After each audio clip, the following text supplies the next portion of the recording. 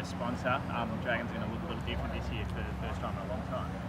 With the spine? The sponsor. Oh, Squadron, yeah. We're so lucky to have a good sponsor like Squadron. They were back of our jersey last year, and to come the major sponsor on the front of our jersey is something special. The St George Bank, been there for a long time, and we thank them for their loyalty. And now Squadron, another part, of the Dragons. So yeah, really looking forward to it. They've been with us for 12 months, but stepping up another level.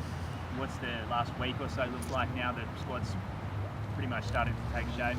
Yeah, it's good to see a few boys come back, obviously Val coming in. Moses Sully was back in today, and then next week we get a few more. So it's nice to have everyone back on deck, and we haven't got too many in rehab. So yeah, it's good to have them all back. Everyone's come back in good shape. No one's missed targets or anything. No one's missed any targets, but they could always be fitted faster and stronger. But we're in a pretty good position compared to where we were last year. I knew that they wouldn't turn up, underdone. They've turned up in reasonable shape, ready to go anyway. Been a few changes to the squad coming to 25. Do you feel that you've moulded the squad now into what you want it to look like? Oh, yeah, as a coach, you're always a bit greedy and want to look elsewhere and improve your squad. But I'm really happy with the recruits that we've got.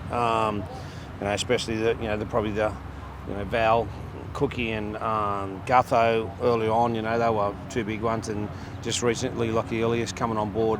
They're 4 quality players, and we've got 1 or 2 others still to come. Nathan Lawson, touch wood that he gets through his last tournament over with the Rugby Sevens, and he'll be back on board, and I'm excited about coaching him as well. So yeah, we're a lot better side than we were last year, and some good times ahead hopefully. What will he add with that Sevens background? If you get to watch him, I've watched him a fair bit. He's he's a big aggressive athlete. He'd probably play on the wing. Could play in the centres once he starts learning the game a little bit more, but definitely we'll start him off on the wing, and he can jump, and as I said, he can run, fast, big and aggressive.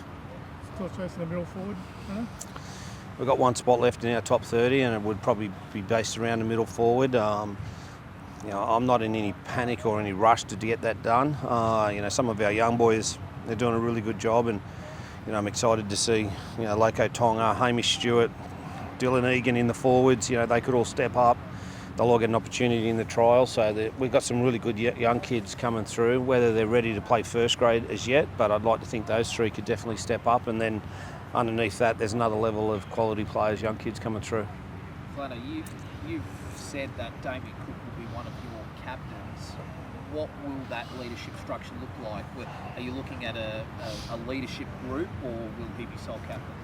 Yeah, it's something that we're working on at the moment. Our leadership structure, what it looks like. I've had a couple of different ones. I've had, when I was at the Sharks, we had, obviously Gal, and then had some leaders underneath that. So, which model's best, we'll work out over the next month. But Cookie and Gutho will be major parts of that discussion.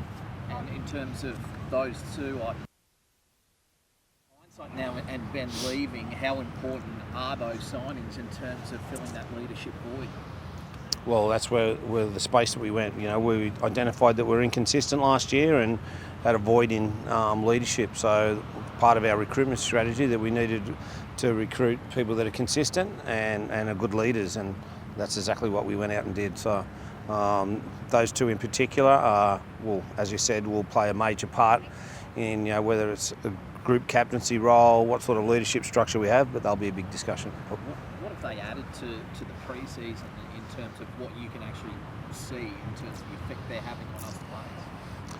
Well, it's just building at the moment, but both of their talk around the group, obviously Clint's talk on the football field, especially defensively, has been outstanding, and a lot of the boys are learning a lot of stuff on him. The good thing about players like that, and senior players within your squad, is that as coaches we try and coach as much as we can, and we use the video and have discussions with players. But if you've got senior players that can be another tentacle of your coaching and help coach along the way, give tips to young blokes, it's so valuable. So that's what blokes like Gutho and Cookie bring to the side. So little pieces all the way, every training session they add something. What do you want this team to be known for in 2025? That'll unfold over the pre-season. the side's got to resemble, it's okay, you say you want to be ruthless defensively, you need to have those people within your team. You just can't, flick a switch and all of a sudden be aggressive. You can't flick a switch and all of a sudden be super skillful. You need to train and practice and, become that footy team, and we need to train and get into our trials and start to expose what sort of footy team. I've got an idea in my back of my mind, or front of my mind actually, what sort of footy team I want this club to be, but I'll keep that to myself. Yeah, you got the players to pull that off.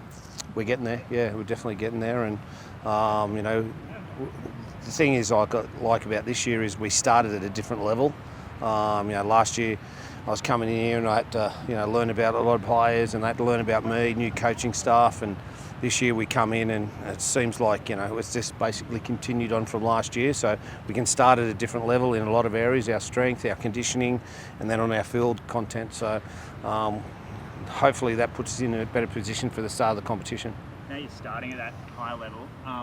When you take into account the change in players, you say the team's in a better position at this point of the pre-season versus last year? Yeah, without a doubt.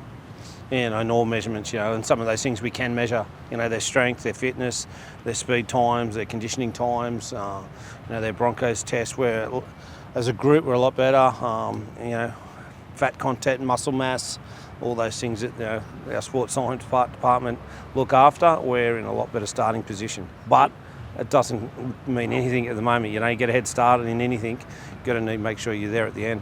Even with the players you've lost and players you've got in, the squad sort of looking as a whole, is it better?